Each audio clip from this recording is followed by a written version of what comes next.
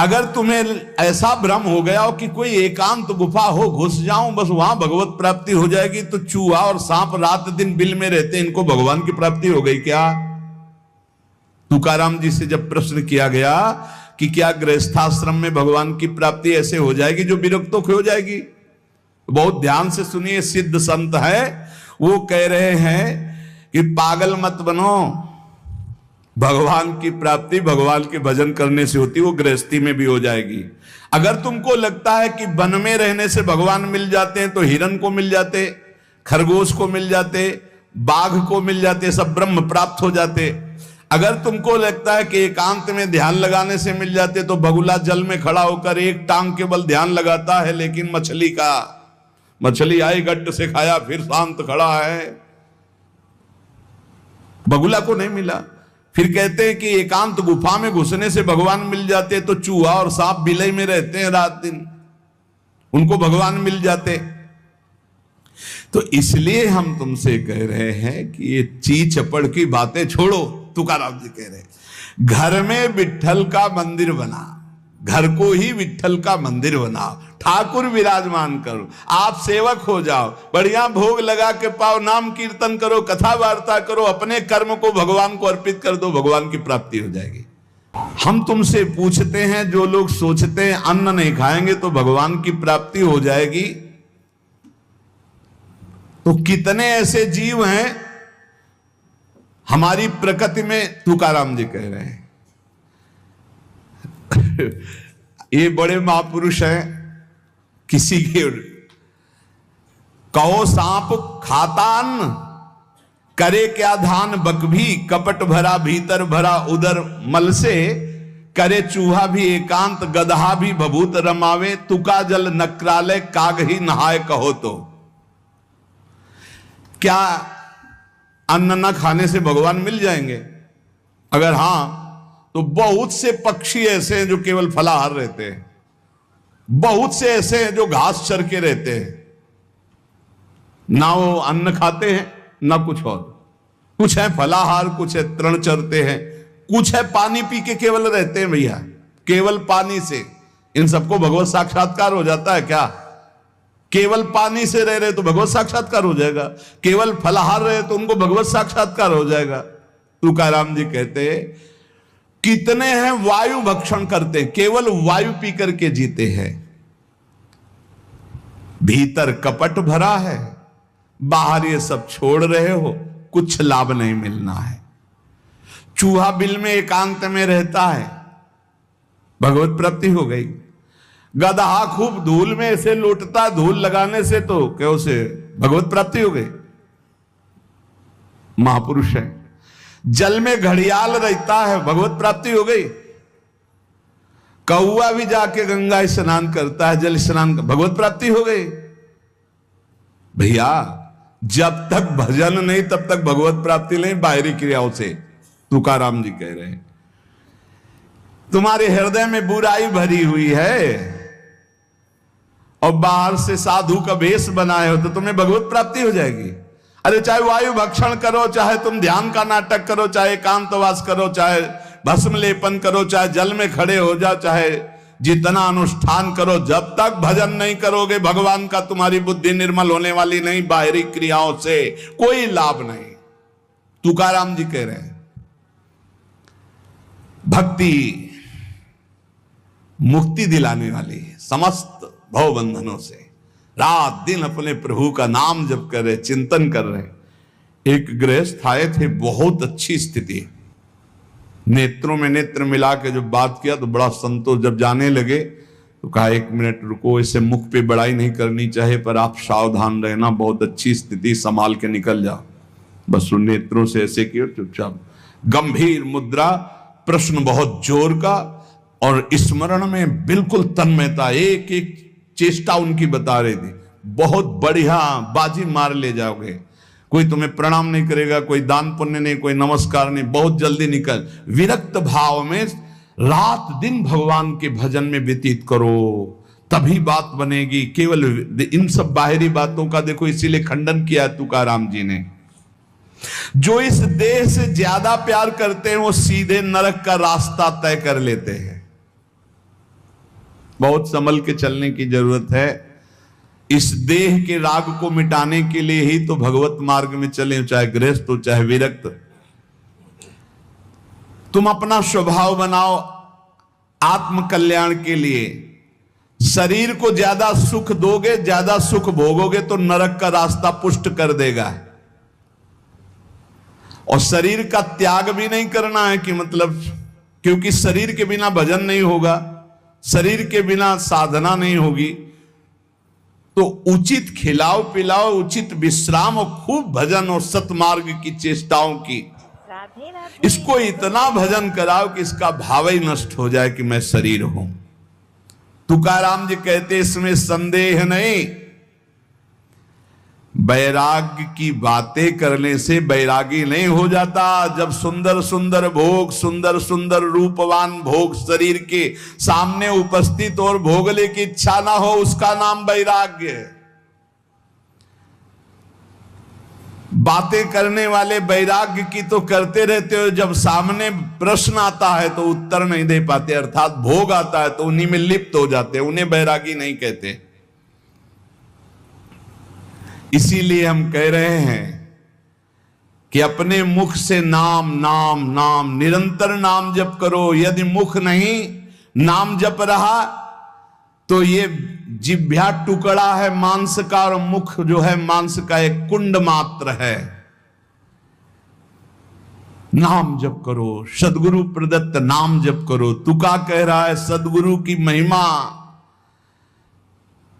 सदगुरु कोई मनुष्य नहीं है।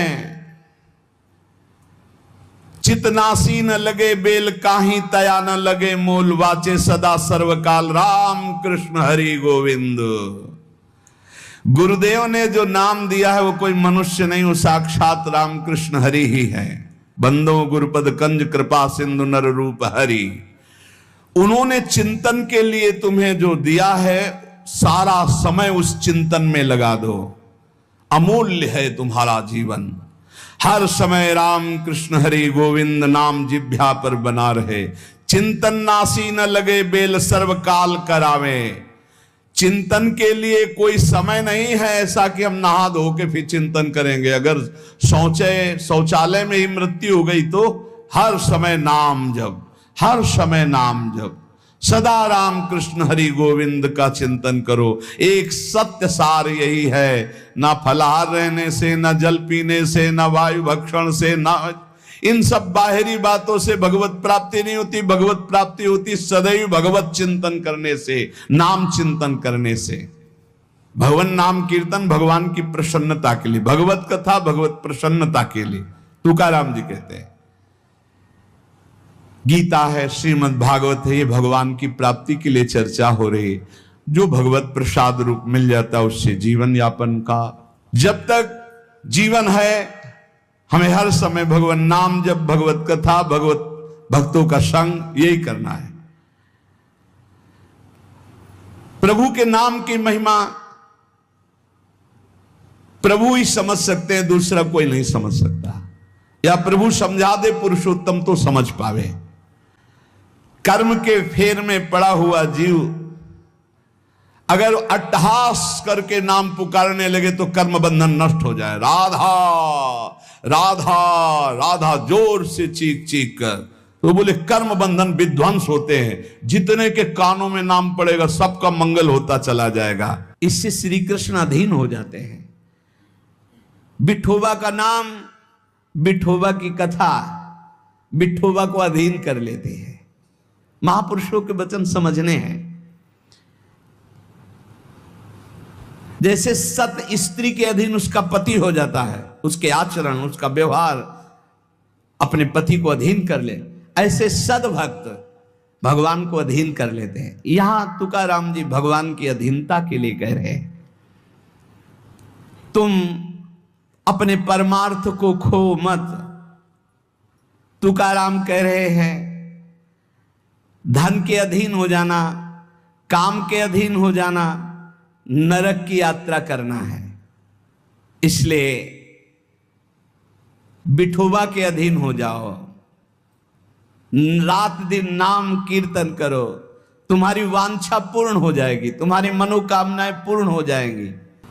कभी भी उपासक भेद मत में पढ़कर तर्क वितर्क न करे।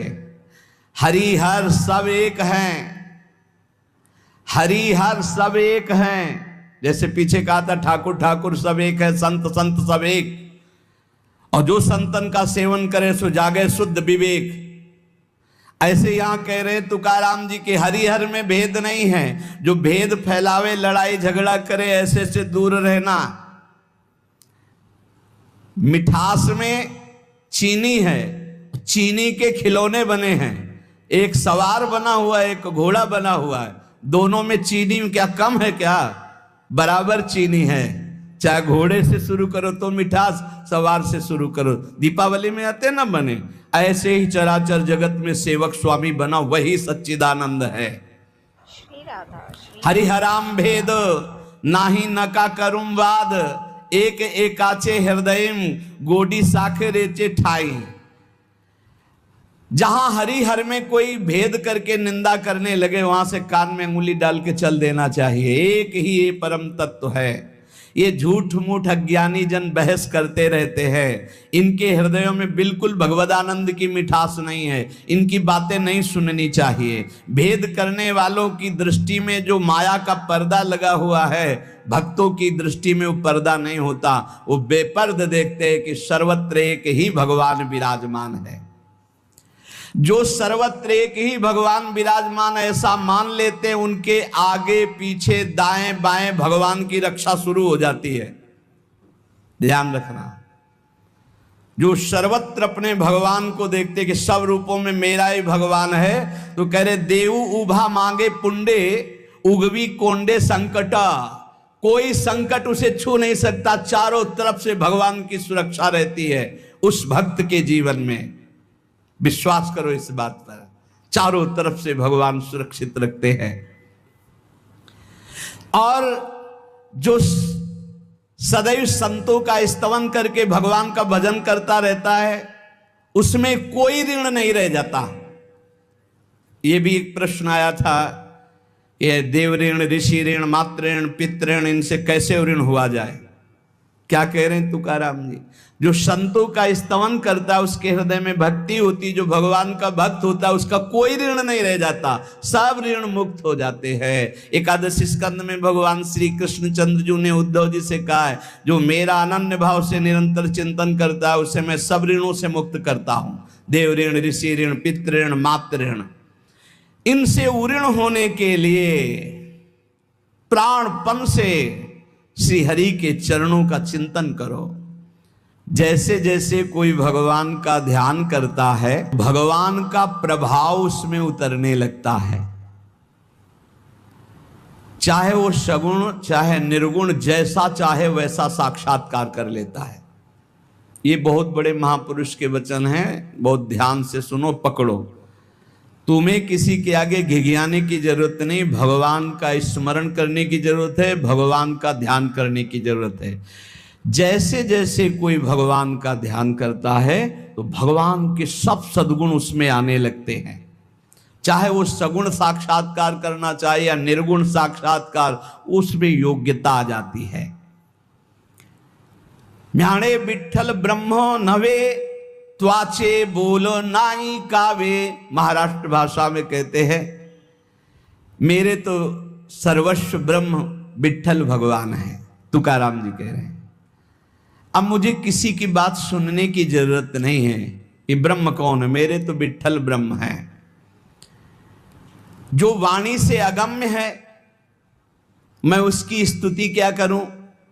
वेद भी जिसकी नेति नेति कह के चर्चा करते हैं, मैं उसकी क्या चर्चा कर पाऊं? पर मेरी वाणी को नशा हो गया है उनकी चर्चा करने का। आहा, मेरी वाणी को नशा हो गया। बिना उनकी चर्चा किए, बिना कीर्तन किए, बिना गुण गाए हमें चैन नहीं पड़ सकता। कोई ना हो तो ठाकुर जी को श्रोता बना के सुनाने लगो, ऐसा नशा होना चाहिए। सुनो, अपनी चर्चा आप ही सुनो। ठाकुर जी के सामने बैठ जाए और वाणी लेकर उन्हीं की चर्चा उन्हीं को सुनावे। संसारिक आदमी कर्मेंद्रियों से प्रेरित होकर कर्म करता है, वासना से प्रेरित होकर। नाना प्रकार के सुख दुख भोगता है, पर हम कायिक, वाचिक, मानसिक केवल अपने विठ्ठल के लिए कर्म करते हैं। ये बात समझो। संसारिक आदमी कर्मेंद्रियां भाग रही भोगों की तरफ, कर्म करता है, पाप या पुण्य, सुख या दुख भोगता है। लेकिन भक्त कायिक, वाचिक, मानसिक अपने प्रभु को सामने रख करके चेष्टा करता है, और उसका कोई ठौर ठिकाना प्रभु के सिवा कोई है नहीं। और प्रभु आनंद सिंधु है, वो हर समय आनंद में मस्त रहता है। तो भक्तजनों, श्री प्रेमानंद जी महाराज का सत्संग सुनने के लिए आप सभी का बहुत बहुत धन्यवाद है। अगर आपने श्री प्रेमानंद जी महाराज के सत्संग को पसंद किया है तो लाइक जरूर कर दीजिए, और आगे के ऐसी सत्संग को देखने के लिए ज्ञान मार्गी शाखा चैनल को सब्सक्राइब भी। तो जल्दी लेकर आते हैं महाराज जी के और भी इस तरह के सत्संग। तब तक के लिए जय श्री कृष्णा, जय श्री राधे।